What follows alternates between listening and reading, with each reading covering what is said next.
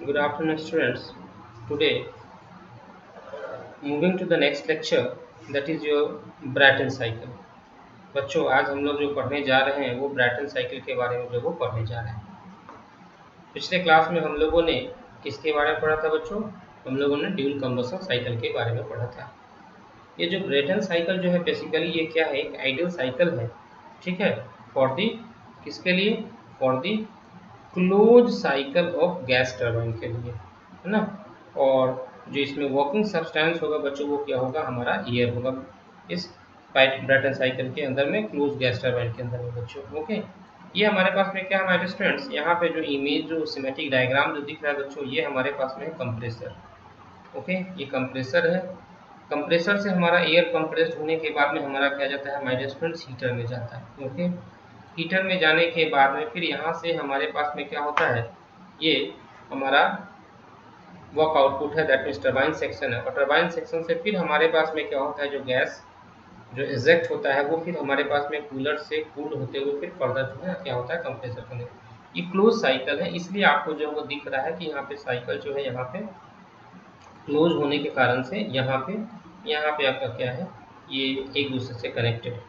Okay, अब इस cycle में हो क्या रहा है हमारे स्टूडेंट्स? इसके बारे में हम लोग थोड़ा सा पढ़ते हैं कि बेसिकली क्या है हमारे स्टूडेंट्स? ये 4 इंटरनली रिवर्सिबल प्रोसेस इस साइकिल के अंदर में जो कंसिस्ट करता है। पहला जो प्रोसेस है 1 से 2 वो उसको हम लोग कहते हैं आइसेंट्रोपिक कंप्रेशन, जो कंप्रेसर के अंदर में होता है।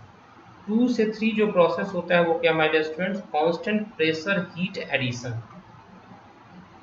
मीन्स एक तो हमारा जो कंप्रेसर में क्या हुआ कि जो एटमॉस्फेरिक एयर से एयर सक किया था पहली बार, उसको क्या कर रहा है? कंप्रेसर जो है वो कंप्रेस्ड कर रहा है।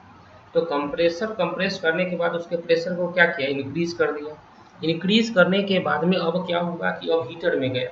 तो हीटर में क्या गया? तो हीट का एडिशन हो रहा है हीटर के अंदर में, लेकिन प्रेशर क्या है हमारा अभी भी कांस्टेंट है। फिर उसके बाद में वहां से माय डिस्टेंस 3 से 4 बच्चों अब आ रहा है 3 से 4 टरबाइन के अंदर में, जहाँ पे आपका जो गैस जो था वो क्या हो रहा है? अब एक्सपैंड हो रहा है, फैल रहा है। ठीक है, तो जब फैल रहा है तो वहाँ पे क्या होगा? कुछ वर्क डन होगा, है ना। वहाँ पे क्या हो जाएगा? गैस के द्वारा कुछ वर्क डन होगा उस टरबाइन के ऊपर में। और फिर उसके बाद में क्या होगा? 4 से 1 आपका क्या होगा बच्चों? कांस्टेंट प्रेशर है, तो वहाँ पे क्या है हमारे रेस्टोरेंट? हीट रिजेक्शन होगा इसके अंदर में, कूलर के अंदर में। इसी चीज़ को हम लोग माय स्टूडेंट्स क्या करते हैं? पीवी और टीएस डायग्राम के अंदर में हम इसको जो समझने की कोशिश करेंगे। इस चारों जो प्रोसेस जो है ब्रैटन साइकिल का, उसको हम लोग कैसे एग्जीक्यूट करते हैं, कैसे हम लोग समझने की कोशिश करते हैं। यहाँ पे देखिए माय स्टूडेंट, ये हमारे पास में पीवी और टीएस डायग्राम जो हमारे पास में प्रेशर और वॉल्यूम और फिर उसके बाद टेम्परेचर एंट्रोपी का जो वो डायग्राम जो दिया हुआ है। यहाँ पे देखिए बच्चों हमारा क्या होता है? 1 से 2 जा रहा है, तो कहता है क्या 1 से 4 में जो हमारा क्या है? प्रेशर जो वो कांस्टेंट है, एक P1 P2 के P1 P4 के बराबर है और P2 जो वो P3 के बराबर है। अब देखिए यहाँ पे क्या माय स्टूडेंट्स? यहाँ से आपका प्रेशर जो है वो धीरे धीरे कंप्रेसर क्या कर रहा है?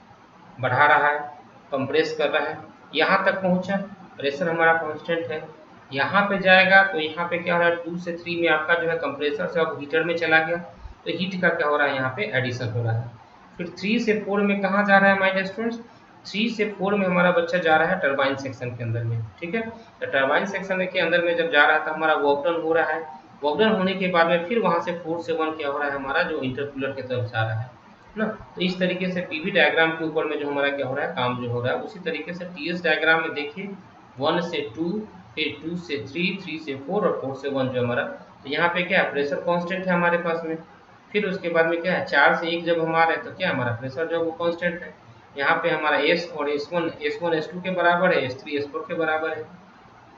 तो इसमें हम क्या कर रहे हैं? स्टेडी फ्लो एनर्जी इक्वेशन लगा रहे हैं, ठीक है ना। स्टेडी फ्लो एनर्जी इक्वेशन लगा रहे हैं, तो what input to the compressor क्या हो जाएगा my dear student? H2 minus H1, इसको हम लिखते हैं Cp T2 minus T1 temperature के टर्मिनोलॉजी में, जो इसको हम लोग इक्वेशन नंबर 1 कहते हैं।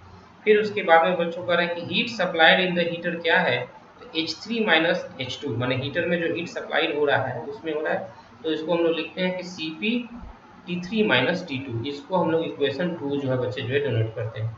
अब वर्क आउटपुट कितना हो रहा है टरबाइन सेक्शन से? तो H3 माइनस H4 हम लिखते हैं, तो इसको लिखते हैं कि Cp T3 माइनस T4। फिर हीट रिजेक्ट कितना हो रहा है कूलर से, H4 माइनस H1 और Cp T4 माइनस T2। अब हमारे पास में सेम थर्मल एफिशिएंसी क्या है हमारे स्टूडेंट्स, थर्मल एफिशिएंसी क्या हुआ कि जो हीट रिजेक्ट हुआ और जो हमारे पास में QS, जो हमारे पास में यहाँ पे जो QS जो हीट सप्लाई हीटर में हुआ, उन दोनों का जो रेशियो जब हम निकाल रहे हैं तो यहाँ पे क्या है QR, तो QR के जगह पे क्या हमारे student Cp T4 minus T2 और QS के जगह पे क्या है Cp T3 माइनस T2। हमारे पास एफिशिएंसी क्या हो गया 1 minus T4 minus T1 upon T3 minus T2। इसको थर्मल एफिशिएंसी को हम लोगों ने इक्वेशन नंबर जो है वो 5 कर दिया। उसके बाद में बच्चों फर्दर आइसेंट्रोपिक प्रोसेस है। तो आइसेंट्रोपिक प्रोसेस के लिए हम लोगों ने क्या लिया कि T2 equal to what T1 P2 upon P1 gamma minus 1 upon gamma minus 1 upon what gamma. तो अब उसके बाद में जब हम लोगों ने यहाँ पे इस वैल्यू को जब सब्स्टिट्यूट किया बच्चों, ओके, इस वैल्यू को जब सब्स्टिट्यूट किया, क्या वैल्यू को सब्स्टिट्यूट किया बच्चों हम लोगों ने T2 इक्वल टू क्या किया है मैंने हम लोगों ने आइसेंट्रोपिक के लिए, तो T2 इक्वल टू हम लोगों ने ये किया है बच्चों कि T2 equal to T1 P2, okay, P1 P2 upon P1 किया हम लोगों ने।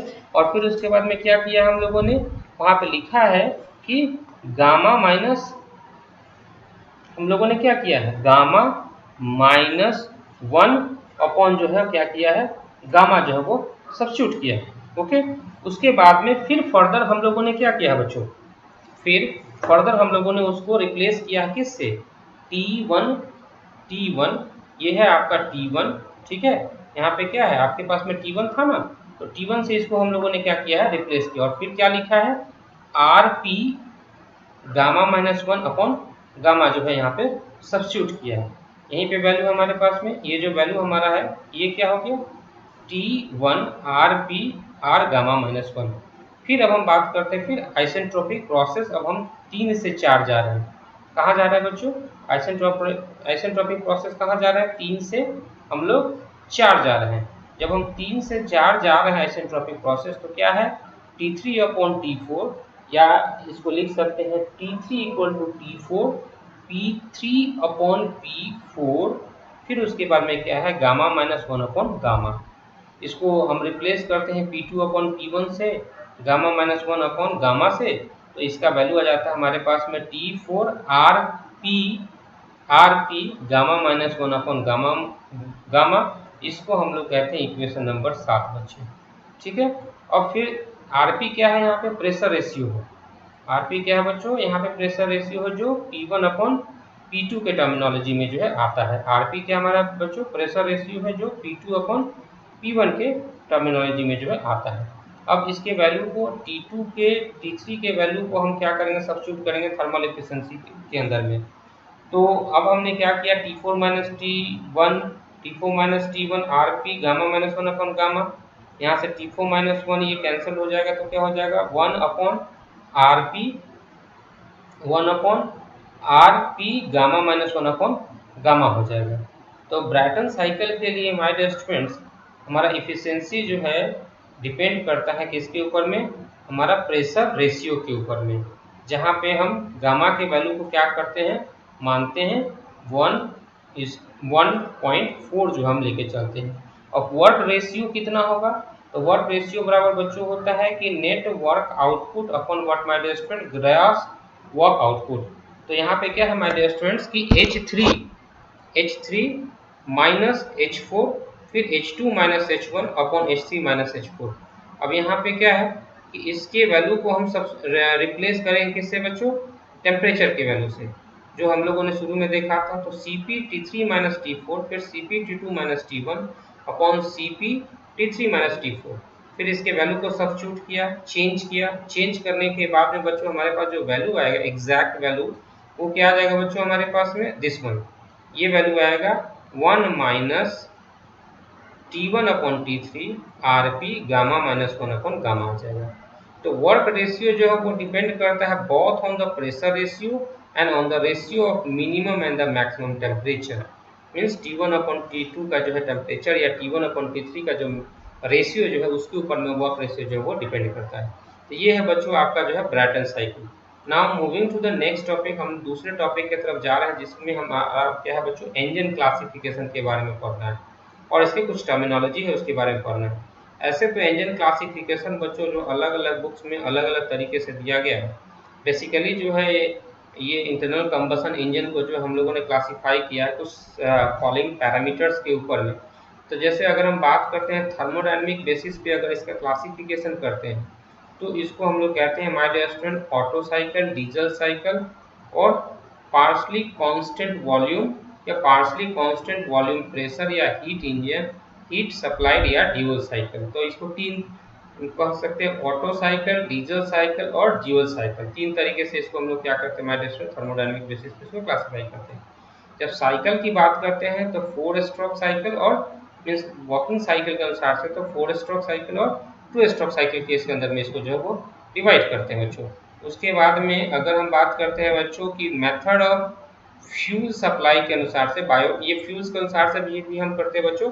तो मेथड ऑफ मीन्स फ्यूल्स के अनुसार से आपके पास में सीएनजी है, बायोफ्यूल्स है, फिर उसके बाद में हाइड्रोकार्बन्स हैं। तो अलग अलग टाइप से जो फ्यूल्स के अनुसार से भी क्लासीफाई किया गया।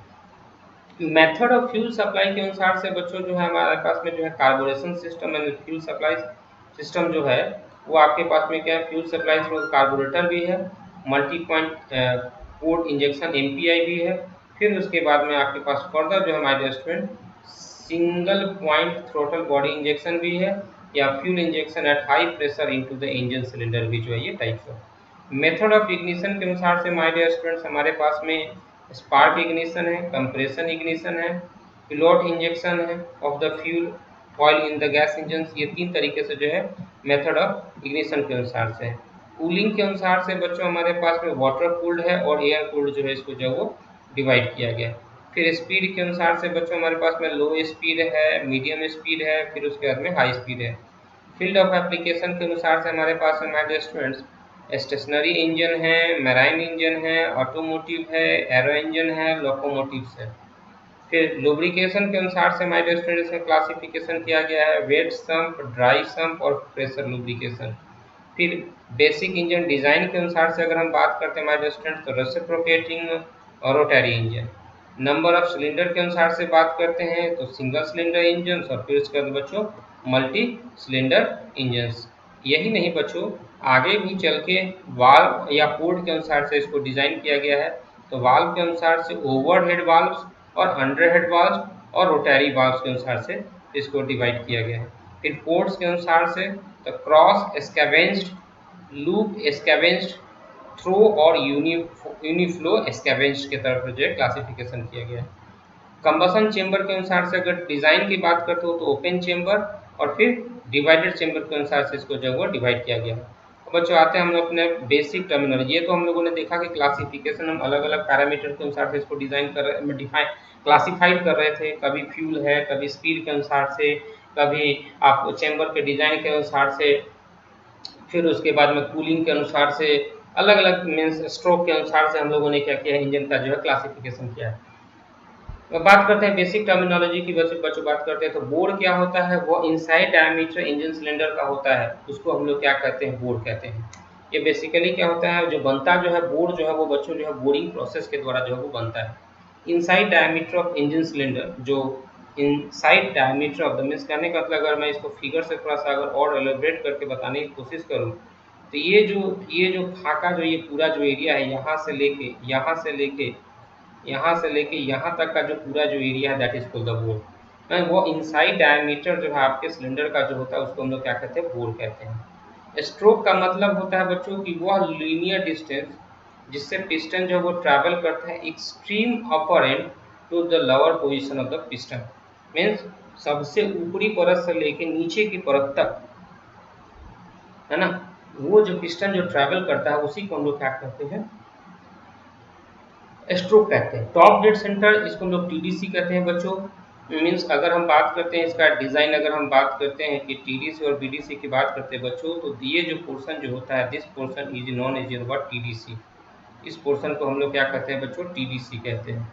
ओके, इस पोर्शन को हम लोग टीडीसी कहते हैं, और इस पोर्शन के बच्चों हम लोग क्या कहते हैं, बीडीसी कहते हैं। मीन्स बीडीसी का मतलब होता है बच्चों बॉटम डेड सेंटर, और नीचे ऊपर वाले को जो हम लोग क्या कहते हैं, टॉप डेड सेंटर हम लोग कहते हैं, टीडीसी और बीडीसी। तो टॉप डेड सेंटर क्या है कि जब पिस्टन आपका सबसे ऊपरी परत पे हो, सिलेंडर के नजदीक में हो, है ना, और when the piston is at the topmost position of the cylinder during its travel, that the position, सबसे ऊपरी परत पे जो आपका जो पिस्टन का जो पोजीशन जो होता है ना, उसी को हम लोग क्या कहते हैं, टीडीसी कहते हैं बच्चों, सबसे ऊपरी परत। उसके बाद में है बॉटम डेड सेंटर, जब आपका सबसे नीचे पहुंच जाता है पिस्टन जो है आपका नीचे ट्रेवल करके जो आता है, और जहाँ पे जो वो ऑक्यूपाई करता है या जो जगह जो वो लेता है जो पोजीशन पे पहुंचने के बाद, उसको हम लोग क्या कहते हैं, बीडीसी कहते हैं। कि जब पिस्टन जो है अपने बॉटम पोजीशन पे हो सिलेंडर के अंदर में, तो ट्रैवल करने के बाद में एक जो पोजीशन जो अटेन कर लेता है उसी को हम लोग बीडीसी कहते हैं। क्लियरेंस वॉल्यूम का मतलब क्या होता है कि my dear students, when the piston is at the TDC और top dead centre, the volume contained in the cylinder above the top of the piston. TDC के मैंने पिस्टन के ऊपर का जो जो एरिया जो या कह सकते हैं जो वॉल्यूम जो होता है, उसी को हम लोग क्या कहते हैं, क्लियरेंस वॉल्यूम कहते हैं। When the piston is at the top dead centre, जब पिस्टन आपका टॉप डेड सेंटर पे है, और the volume contain in the cylinder above the top of the piston, मैंने टॉप ऑफ द पिस्टन के ऊपर में, पिस्टन आपका कहाँ है, टीडीसी पे, और उसके ऊपर जितना जो वॉल्यूम जो कंटेन होता है उस सिलेंडर के अंदर में, पिस्टन के ऊपरी भाग को, उसी को हम लोग क्या कहते हैं, क्लियरेंस वॉल्यूम कहते हैं। और पिस्टन डिस्प्लेसमेंट या शेफ्ट वॉल्यूम क्या होता है कि वह वॉल्यूम जो शेफ्ट होता है by the piston in moving between TDC to BDC, उसको हम लोग रिप्रेजेंट करते हैं वीएस बराबर π/4 डी स्क्वायर एल, जहाँ पे डी जो है डायमीटर ऑफ द पिस्टन होता है और एल जो है लेंथ ऑफ द स्ट्रोक होता है। फिर हम लोग बात करते हैं सिलेंडर वॉल्यूम को बच्चों। सिलेंडर वॉल्यूम होता है it is the sum of clearance volume and swept volume, इसको हम लोग बोलते हैं। फिर कंप्रेशन रेशियो क्या होता है हमारे student, it is the ratio of total cylinder volume to the clearance volume, इसी को हम लोग क्या कहते हैं, कंप्रेशन वॉल्यूम बोलते हैं, जिसको हम लोग कंप्रेशन रेशियो कहते हैं बच्चों, वॉल्यूम नहीं। और इसको रिप्रेजेंट करते हैं R equal to V C plus V S upon V C. V C is your what my student, clearance volume, V S is your what my student, swept volume. तो इन दोनों का सम upon जो है clearance volume जो करते हैं, उसी को हम लोग क्या करते हैं बच्चों, कंप्रेशन रेशियो करते हैं। होप यहाँ तक बच्चों आप लोग को समझ में आ जाएगी या आएगी। अगर आपको इसके बावजूद भी अगर कठिनाई होगी तो हम लोग अगले क्लास में इसको रिकैप्चुलेट कर लेंगे। Thank you, stay safe, stay happy.